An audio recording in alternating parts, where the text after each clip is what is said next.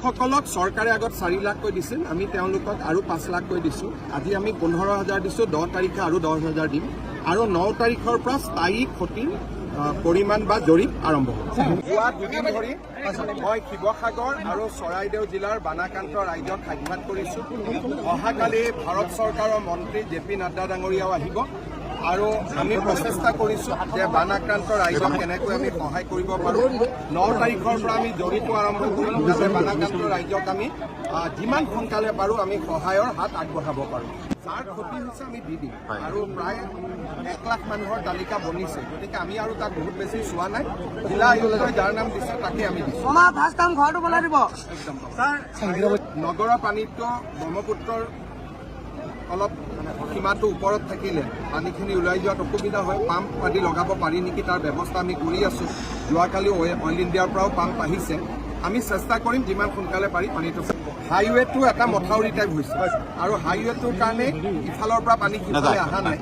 আচলতে শিৱসাগৰ চৰাইদেউ জিলাত আগত বানপানী নাছিল কাৰণে হাইৱেটোৰ ডিজাইনটো তেনেকুৱা হ'ল। এতিয়া মই NHIDCLক অনুৰোধ কৰিম যাতে ক্ৰছ ড্ৰেইনেজ কৰি দিয়া হয়, কাৰণ এইটো আগত তেনেকুৱা হোৱা নাছিল কাৰণে এইফালে তেওঁলোকে ক্ৰছ ড্ৰেইনেজ খুব কম দিছিল। মই এটাই কথা কৈছোঁ, তাতে যিমানখিনি ৰাইড আছে সকলো ৰাইজেতো তাতে মাইনিঙৰ ওপৰতে নিৰ্ভৰশীল হৈ চলি আছে তাতে যিখিনি ৰাইজ। গতিকে মই ৰাইজকে কৈছোঁ যে আপোনালোকে সিদ্ধান্ত এটা দিয়ক।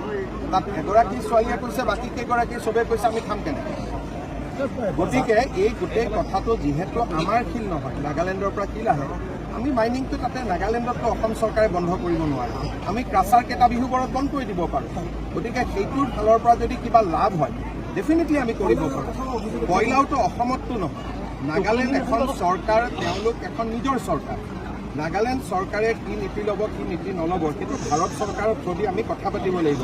মই বন্ধ কৰি দিম বুলি ক'লে মইতো অসমৰ মুখ্যমন্ত্ৰী, কিন্তু অসমৰ ভিতৰত কোনো ইলিগেল তাতে মাইনিং নহয়।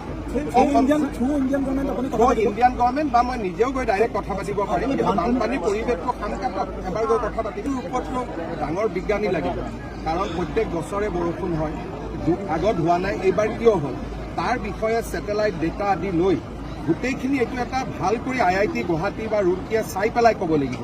এইটো যদি আমি ৰাজনীতি কৰা মানুহবিলাকে ইমান সহজে উত্তৰ দিব পাৰোঁ তেতিয়াহ'লেতো মানে মোৰতো জিঅ'লজিও ছাবজেক্ট নহয়, জিঅ'গ্ৰাফিও নহয়, মই কেনেকৈ উত্তৰ দিম কওক। মইতো ৰাজনীতি বিজ্ঞান ডেফিনেটলি অধ্যয়ন কৰাটোতো মেইন কাম, কিন্তু অধ্যয়নৰ ৰিজাল্ট কি ওলাব সেইটোতো আমাৰ আৰু আপোনাৰ মতে নোলাবও পাৰে।